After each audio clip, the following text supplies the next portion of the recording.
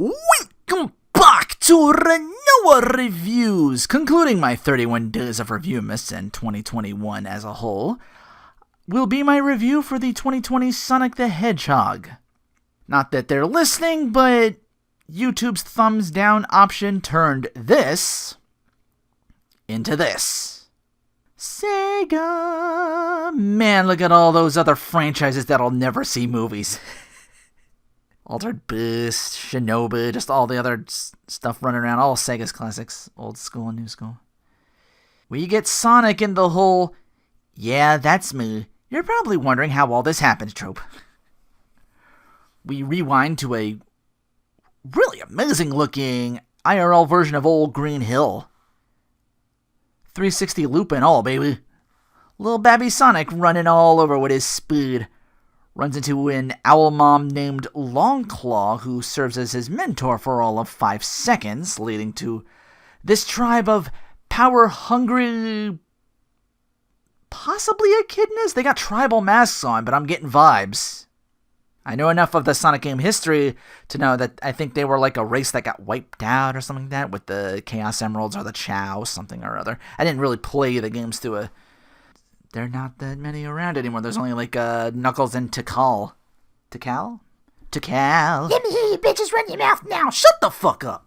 The mentor named Longclaw tells Sonic, as she uses the golden rings of this game as these portals to other worlds. With this power that you have of speed, others will want it too. Go here, stay hidden. Those rings are super important. Use one if you're ever discovered, and never stop running. Title drop. Open up to Green Hills, Montana. James Marsden, unfunnily doing the checking for speeders thing. Clocks something at 300 miles per hour from something. Finds a blue hair. Oh no, he's shedding too. So much for staying hidden. Sonic's still on movie commentary saying I'm living my best life on Earth. Worst case scenario, he uses his bag of many rings to portal to Mushroom Hill Zone from the third game? Does he have that set for the rings? Is that how it works? Like he can just pick and choose where he teleports to? Does he have to go to the Mushroom Place? I guess it's because it's uninhabited. It's like, well, it doesn't work out here. I can just hide out in a place where no one else is. I'm not sure if it's the actual Mushroom Hill Zone, but it just mentions a lot of mushrooms. But yeah, Time and Earth acclimates him to the wisecracking pro-tag we know him from games adventure to present. He's been kind of sneaking here and there and everywhere. He knows about James Marsden's character, lives with Yoga Lady Veterinarian, and Sonic even has a local town crackpot, who of course is the always out there is the Blue Devil. Marsden gets the notice he's made the San Francisco Police Department. His last name's even Wachowski. Wachowski, get in here, you loose cannon. This movie knows what tropes to hit. I'm just saying. For the first couple minutes, I was like, but then I'm like, all right. Slowly but surely earning your 93% fan rating, I think. We'll see how long that lasts. Sonic takes in a baseball game and waits until dark to do a little game of his own by somehow occupying multiple spaces? Is that how fast he is? Wait, no, he's just crazy and talking to himself. He's upset no one else will get to see his performance, and this works himself into a frenzy and speeds through the baseball diamonds and causes a sonic boom. Well, at the most, this huge blue explosion that knocks out all power in Green Hill. Possibly farther if he downed a whole space satellite. Marsden's cop friend freaking out over the whole town calling and wondering, what just happened? Wachowski sees that blue hair strand is now solid, pointing straight up and glowing this like a sharp blue Halloween glow stick. He's like, generating a level of electricity that's, I guess, low enough to actually hold the thing and look at it. Just, Government sees what's going down, and they're all shitting themselves because head guy in charge is calling for Robotnik. It's like, one outside of their field of expertise incident, send in Mr. Space Drones, yeah. Jim Carrey, Robotnik, and a whole lot of scenery for him to chew as he literally takes command of whatever military that's stationed there along with his drones to find Sonic. Robotnik even has a footprint already and knows that this doesn't match anything on Earth. Sonic sees this goes down, but he still doesn't want to leave. Reluctant, he's about to when Wachowski, thinking he's got garbage-eating raccoons making noise, gets a tranq gun upon seeing Sonic, who in his state slowly mumbles out, San Francisco. Seeing the name on Wachowski's shirt, he drops the ring in hand to open the portal, and the rest of the rings in his little bag get sucked in to San Francisco. Portal closes. Oops. So his little, bag of rings now is sitting on some, I don't know San Francisco that well. Some big tower, some big, tourist attraction, I'm sure. Sonic wakes to ask Wachowski for help to find his rings, and now Robotnik's goon squad's here. He hope his fellow human goons have the name Scratch Grounder and Coconuts. He just has the one guy. He does have killer drones with guns ready to kill Wachowski for not giving Sonic up, who has this whole thing of being superior to everyone, including his number 2, Mr. Stone. Sonic gives him up after Robotnik clearly will do harm to Wachowski. Robotnik freaks out, and in that second, bam, Wachowski just decks Robotnik and helps Sonic drop a drone and escape. Stone gets berated for not stopping them and going in to check on Robotnik when he sees that the capture attempt goes awry. Robotnik plans to capture whatever this is, harness its power, even if he has to dissect it. Wachowski and Sonic escape from the city. Well, not really. I think they're escaping to the city. They're escaping from the little small town of Green Hill. Wachowski don't really want to spend his life for this guy who had to punch a government official in Robotnik just to save him. He helped once, that's it. Go west to find San Francisco. Sonic's big on speed, but lousy on directions, and of course water. So he runs back and sort of guilt trips the man who tranked him into getting him to San Francisco. He's like, yeah, technically this is on you too, buddy. I'd be on my way over there right now if you didn't tranquilize me and make me lose all my rings, so... road trip. They stop near a biker bar in their little forced road trip / escape. Wachowski calls his cop buddy, who is currently being questioned by Robotnik's forces. Takes the phone and lets him know they gonna find his ass, because now it's personal. Sonic disguises himself and bellies up to the biker bar. They have mellow yellow? Where is this bar? Off topic. Wachowski gets talked into staying for a bit. They talk about a bucket list. Sonic reads extremely long because he's been here on Earth, but always out of sight. Very sad. So we get the montage, square dancing, bull riding, basketball arcade machine, instigate a bar fight with the locals. Well, the locals instigated first as per usual. You know bar local patrons, especially in movies. Like, as soon as they went in this biker bar, I'm like, Roadhouse. Sonic is the fastest thing alive, puts an end to things, even has time to scarf up some chili dogs. Like, he runs, everyone else is, staying still. Like, that's how fast he is. That's what I was waiting for this whole Barcelona Thank You movie. The chili dogs. He's like, oh. Work it in somehow. Our heroes make the hotel for the night. News reports talk of how dangerous and public enemy this Tim Wachowski is. Morning time, Robotnik chucks one of the instigators of the bar fight out the window when he does not get his information on where Wachowski and Sonic were headed. Meanwhile, Sonic and Wachowski talks about his bucket list.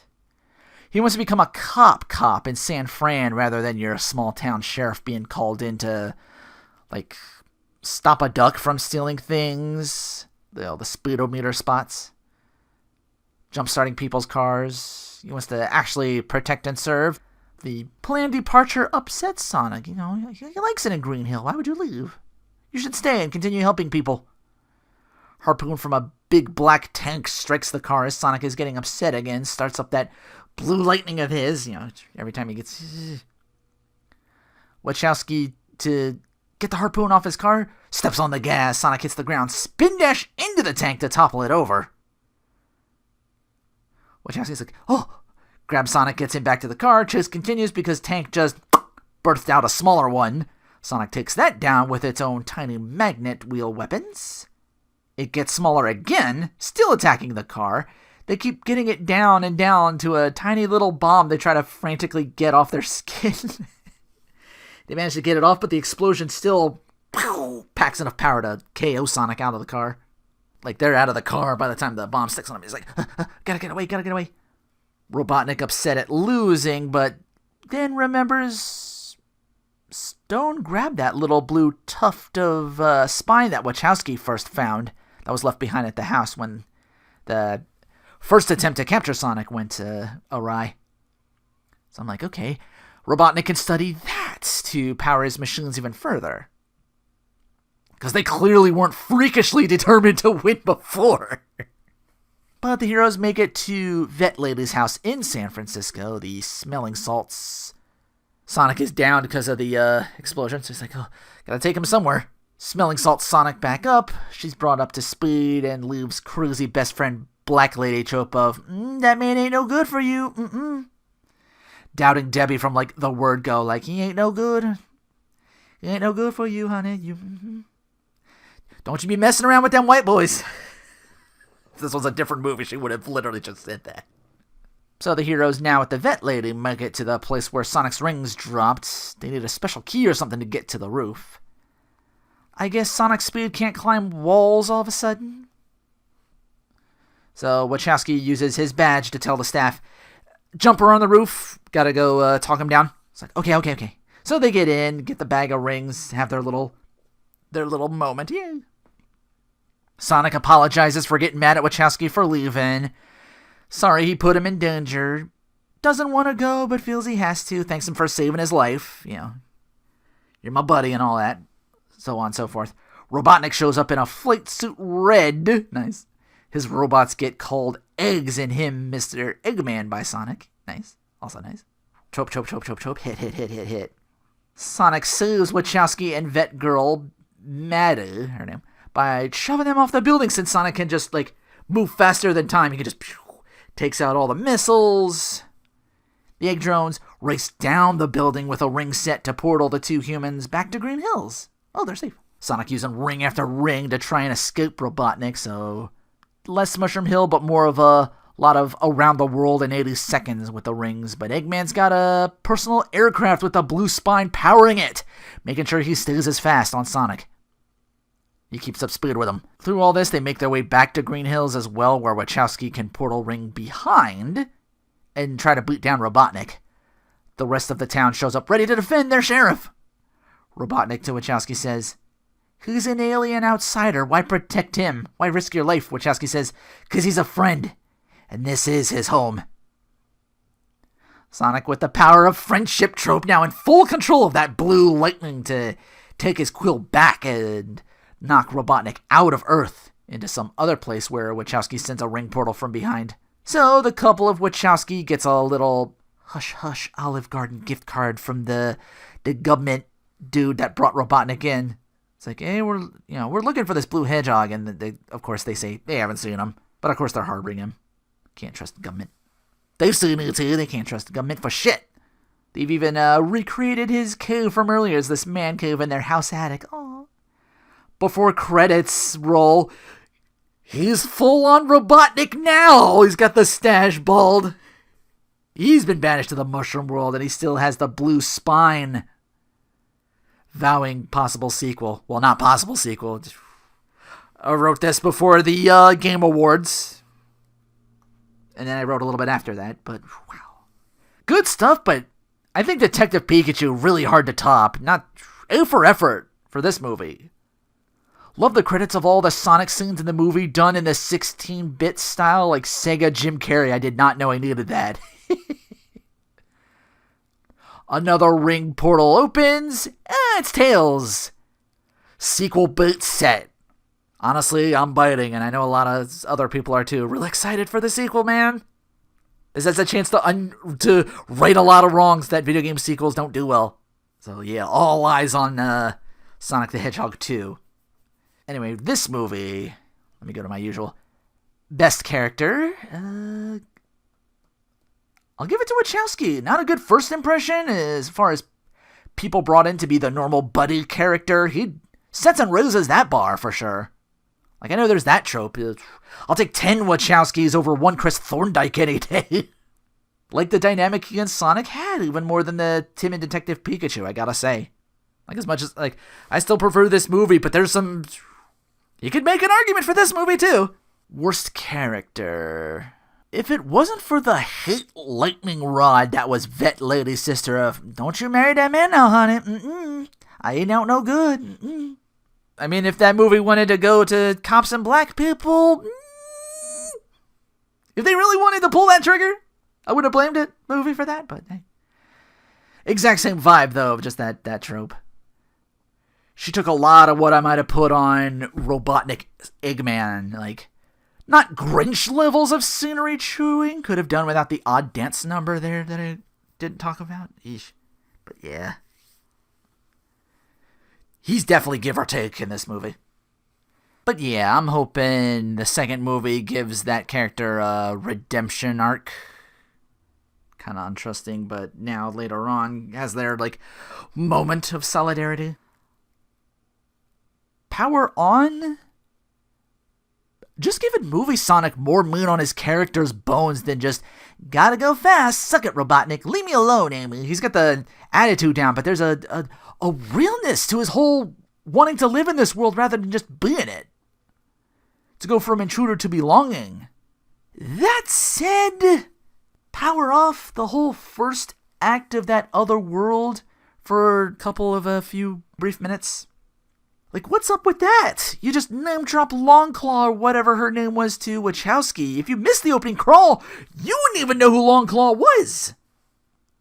She's just MacGuffin girl with portal rings. Maybe we find out what happened for second movie, but I didn't see any of that in the trailer. So, that's my only real gripe.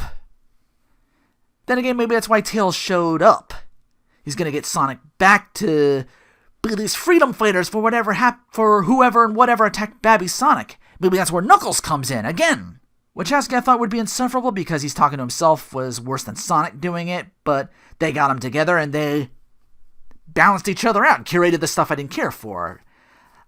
Not the best of first impressions kind of movie, but Idris Elba as Knuckles, he tweeted something like, akin of, not a direct quote, but saying this Knuckles isn't gonna be sexy. I saw the Game Awards trailer. I ain't gonna call you a liar. But you're either too damn modest or you underestimate your power, sir. Anyway, that. 31 days of Reviewmas at a close. Might be a movie or two that escaped my list. Again, I did talk briefly about Angry Birds. There's really not much to cover on that one.